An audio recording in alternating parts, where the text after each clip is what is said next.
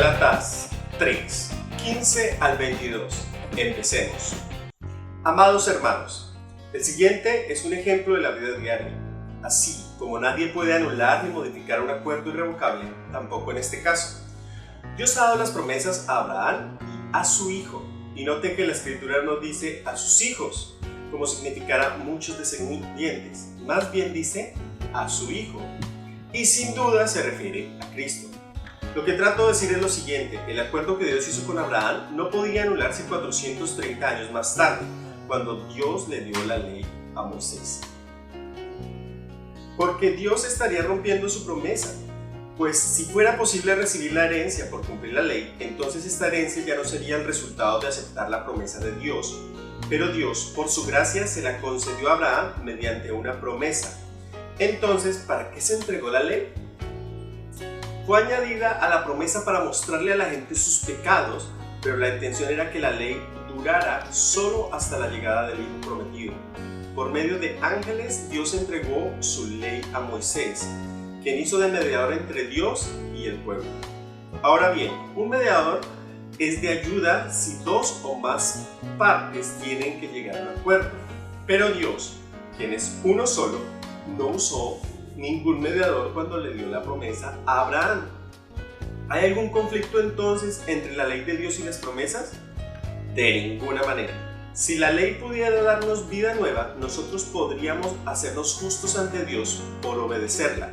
Pero las Escrituras declaran que todos somos prisioneros del pecado, así que recibimos la promesa de libertad que Dios hizo únicamente por creer en Jesucristo. Gálatas 3:15 dice: amados hermanos, el siguiente es un ejemplo de la vida diaria. Así como nadie puede anular ni modificar un acuerdo irrevocable, tampoco en este caso.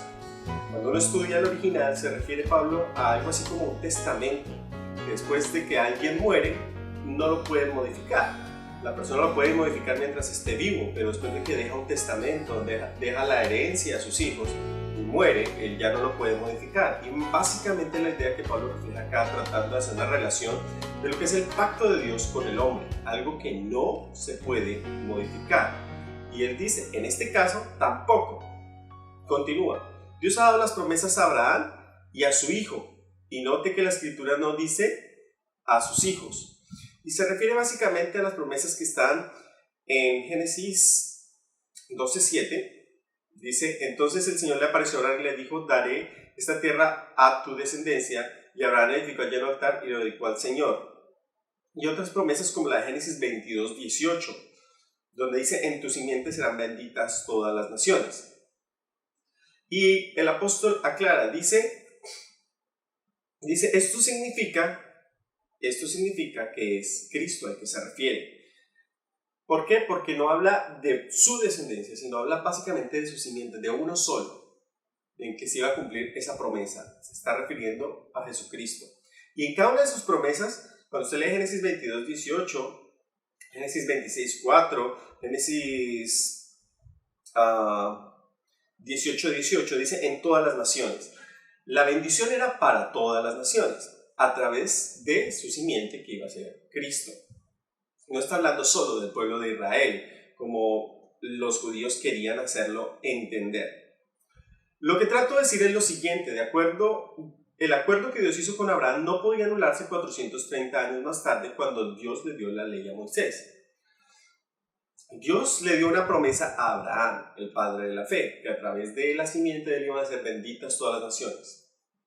Más claro, a través de Cristo iban a ser benditas todas las naciones. Y él decía, esa promesa no podía ser revocada 430 años más tarde cuando viene la ley, porque los judíos creían que solo a través de la ley ellos, como pueblo judío, eran los hijos de Dios. Entonces dice, eso no puede ser así. Y empieza a explicar, dice, pues, si fuera posible recibir la herencia por cumplir la ley, entonces esa herencia ya no sería el resultado de aceptar la promesa de Dios, pero Dios por su gracia se la concedió a Abraham mediante una promesa. Y quiero que subraye ahí donde dice, ya no sería el resultado de aceptar la promesa, ya no sería el resultado de creer a través de la fe. Abraham es el padre de la fe. Dice que Abraham le creyó a Dios y fue contado por justo. Y él como padre de la fe es el que básicamente empieza a creer esa promesa que Dios le da que iba a ser bendita, se empieza a creer en el Mesías, en Cristo. Veía hacia el futuro cómo a través de esa simiente iba a ser bendita toda la tierra. Básicamente es lo mismo que hoy en día. Cuando tú crees en Cristo, estás recibiendo la promesa de Dios. ¿Sí? Y dice, y si fuera por recibirla, o si tú recibieras esa promesa de Dios por cumplir la ley, pues no tendría sentido el otro pacto, pero el pacto no puede ser revocado. Entonces, ¿qué pasa? Dice, entonces, ¿para qué fue dada la ley? Si la ley no fue dada para recibir la promesa, porque la promesa se recibe a través de la fe, entonces, ¿para qué? Y dice, fue para mostrarle a la gente sus pecados, pero la intención era que la ley durara solo hasta la llegada del Hijo prometido. ¿Fue la intención de qué? De mostrarle sus pecados. En Salmos dice, lámpara es a mis pies tu palabra. Se puede decir, la ley es a mis pies. Lámpara es a mis pies tu ley, tu palabra. Se refiere a que lo que hace realmente la ley es prender un bombillo y mostrarte cómo estás. Decirte, tú eres pecador. La ley dice que todos hemos desobedecido la ley, por lo tanto todos hemos pecado y todos merecemos la muerte. La ley es simplemente eso, una luz que se prendió para alumbrar el camino y decirte vas mal, el camino que escogiste no es el correcto. Tú estás mal, eres un pecador, necesitas de Cristo, necesitas de poner tu fe en Cristo. Y dice, y la intención era que la ley durara solo hasta la llegada del Hijo prometido. ¿Por qué esa era la intención?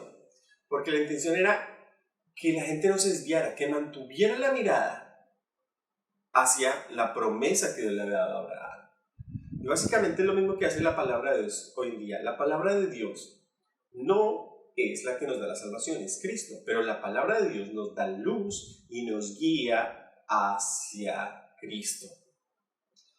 Dice, por medio de ángeles Dios entregó la ley a Moisés, quien hizo de mediador entre Dios y el pueblo.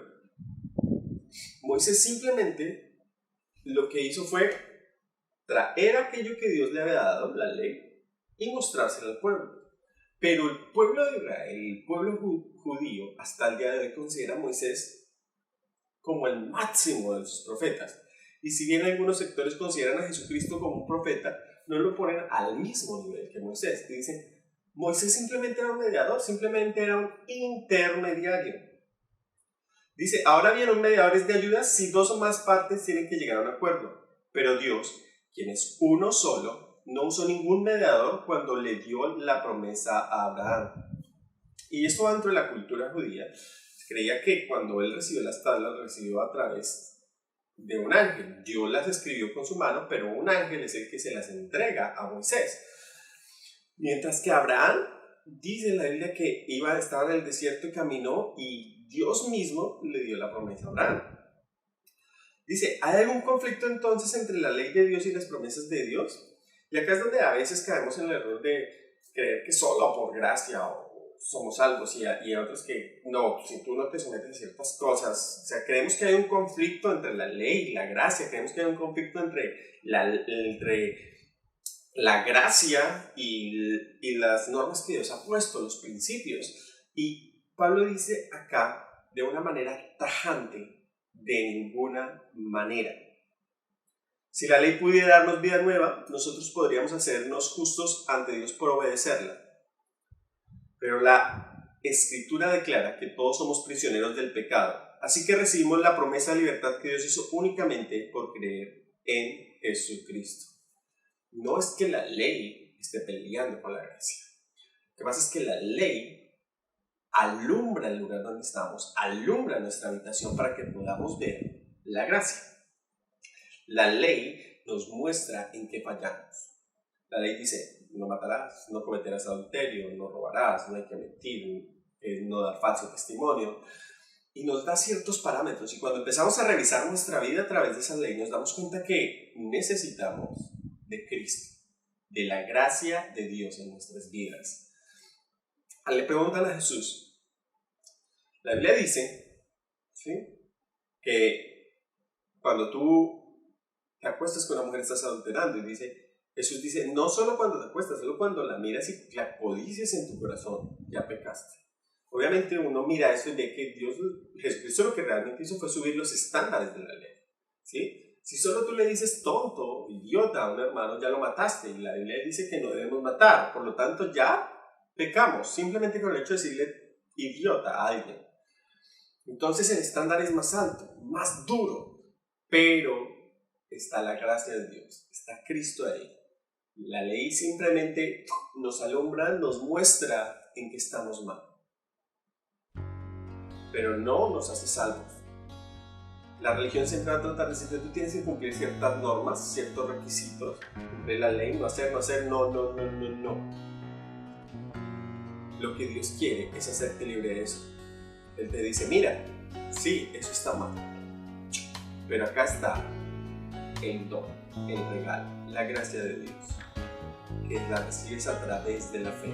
No es que estas dos cosas estén peleando, sino que esta nos muestra cada vez más que necesitamos de la gracia de Dios y de recibirlo en nuestro corazón, aceptarlo en nuestra vida a través de la fe.